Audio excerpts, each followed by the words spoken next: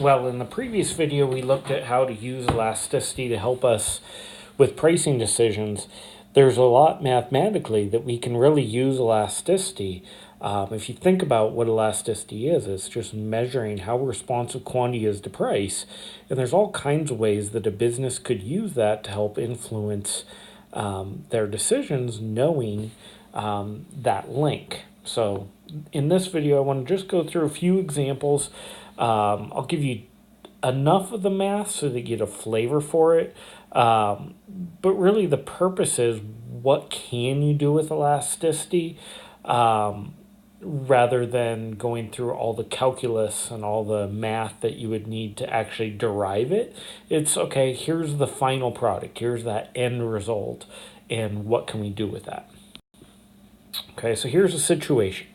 You're starting a new consulting business, and you have hired an employee who will be directly working with customers, who you will be charging on an hourly basis. Prior to entering this market, you forecasted your demand and determined your elasticity demand to be negative 1.25. You are paying your employee $50 per hour.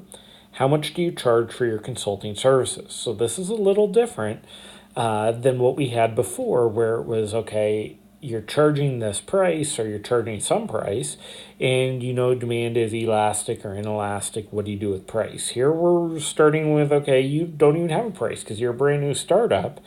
What you do know is your elasticity, and what we said before is that we compare elasticity to 1 in absolute value. In this case, it's greater than 1 in absolute value, so demand is elastic. You're paying your employee $50 an hour. How do we get from there to how much you should charge for your consulting services? Okay, so our profit maximizing rule is to set marginal revenue equal to marginal cost, and that's true of all firms. That's, again, one of the core things that you would get in a Principles of Econ class. The intuition or the logic here is simply that marginal revenue is the additional revenue you make from selling one more unit. Marginal cost is the additional cost you incur from producing one more unit. So you will produce as long as your marginal revenue is greater than or equal to your marginal cost. And because as we produce more and more and more and more, eventually, maybe not at first because of economies of scale, but eventually costs are going to start to go up. So you're going to try and equate those two things to maximize profits. Okay, so from the previous slide, we said we're paying the worker $50. So our marginal cost is $50. The question is, what is marginal revenue if we want to use that equation at the top? Okay, we've already established that total revenue is price times quantity. And we know if we just think of a generic sort of demand curve where we've got quantity, price, we've got our downward sloping demand curve like that.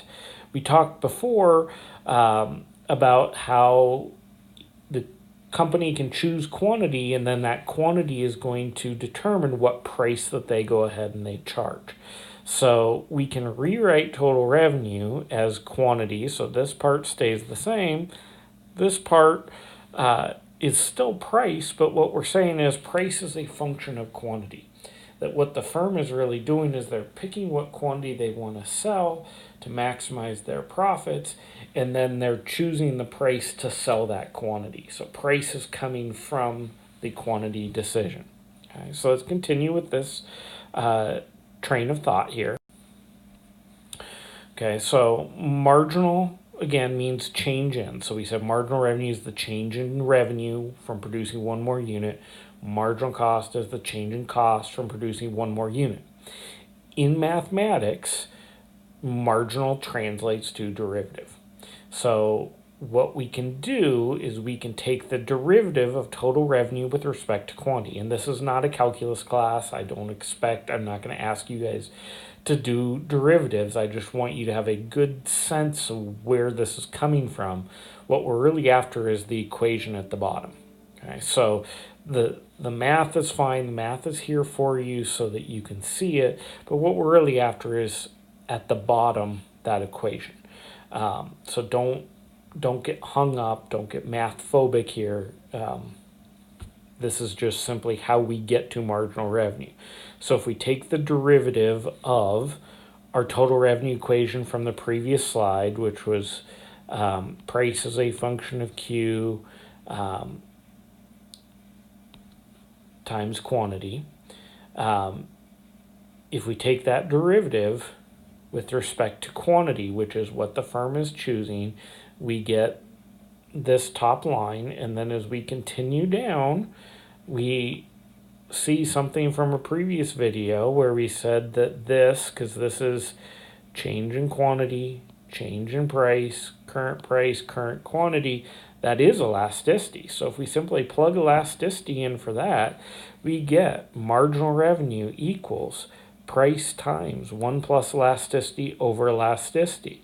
So now when we talk about maximizing profits, and we say we maximize profits where we equate marginal revenue and marginal cost, we now have marginal revenue, which is price, which is based on price and elasticity, and marginal cost, which is just the $50 we're paying our employee. Okay, so if we set those things equal, we end up with marginal revenue over here equal to marginal cost. We were provided marginal cost is 50. We were provided elasticity is negative 1.25. So if we simply plug in here into right here and we solve, we get price of $250.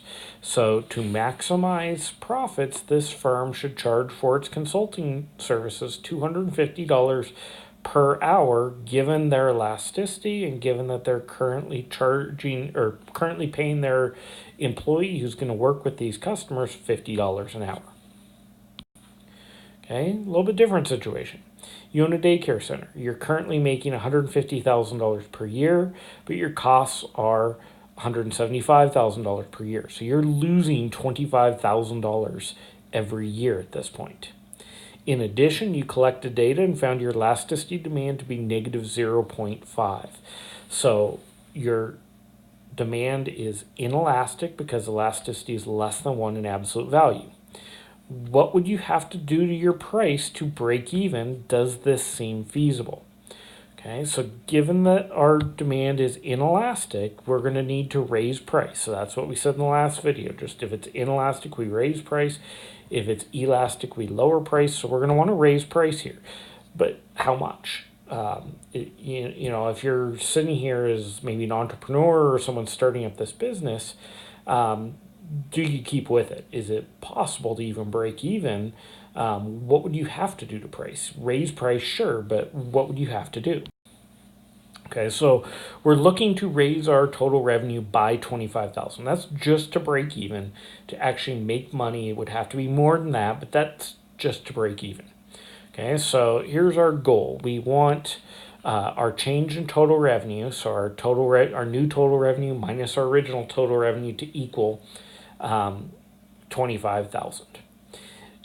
In general, we can rewrite change in total revenue as change in price times original quantity minus original price times change in quantity.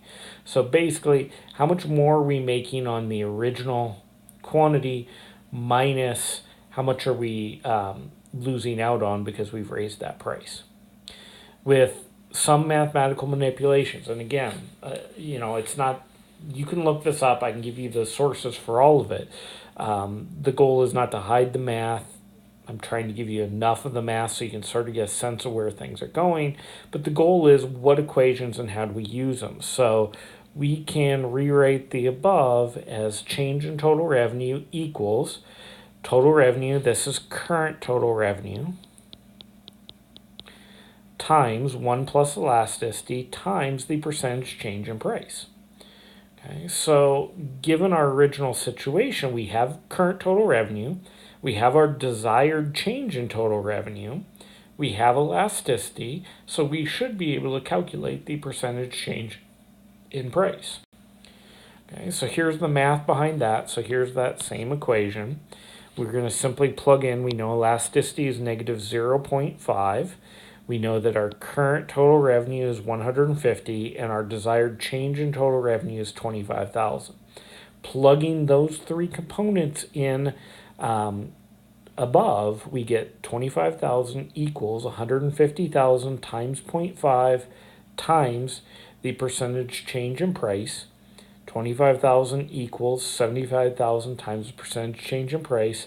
Percentage change in price equals 0.333, so we need a 33.3% increase in price. Is that feasible?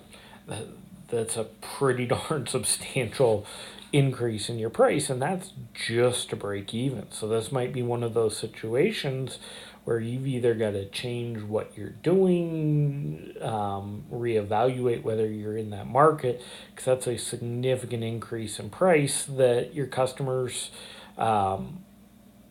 probably are not going to be too thrilled with, because yes, your demand is inelastic, but there's sort of a limit to what you can probably do without alienating some of those customers. Using that same condition where we said marginal revenue should equal marginal cost to maximize profits, we can derive what is commonly known in the business literature as the cost plus pricing rule. So we can see this was from the previous slide where we've got price times 1 plus elasticity over elasticity equals marginal cost. And we said that's what firms are using to maximize profits. Okay, so if we want to use this as a pricing rule, we can isolate price by multiplying both sides by elasticity and dividing both sides by 1 plus elasticity. And we would get price equals marginal cost times elasticity over 1 plus elasticity. Okay, so there's our cost plus pricing rule. So what we can do is we can say that price is equal to marginal cost times some factor that is highly dependent on what elasticity is. So let's plug in some different elasticities and see what happens. So if elasticity equals negative 1.2, then this term, E over 1 plus E, is going to be equal to negative 1.2 over, this is going to be 0.2, so this is going to be 6. So in other words, my price is going to be 6 times marginal cost, 6 times whatever marginal cost happens to be. If E equals, let's say, negative 3, then this is going to be negative 3 over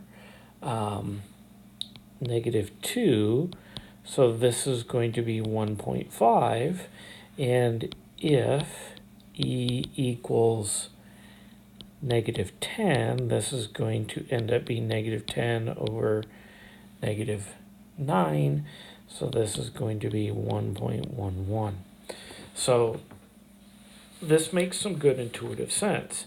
As our elasticity gets smaller, as it gets closer to 1, which is our unit elastic, it's sort of our target, our goal, if you will, our price is going to start being much, much higher than marginal cost. We're going to have a bigger margin above our cost. As elasticity becomes more elastic, meaning it gets larger in absolute values, that margin starts to shrink. The amount our pricing is over our marginal cost starts to get smaller. So that makes total intuitive sense, and we can simply plug in different elasticity values and we can determine what our markup will be.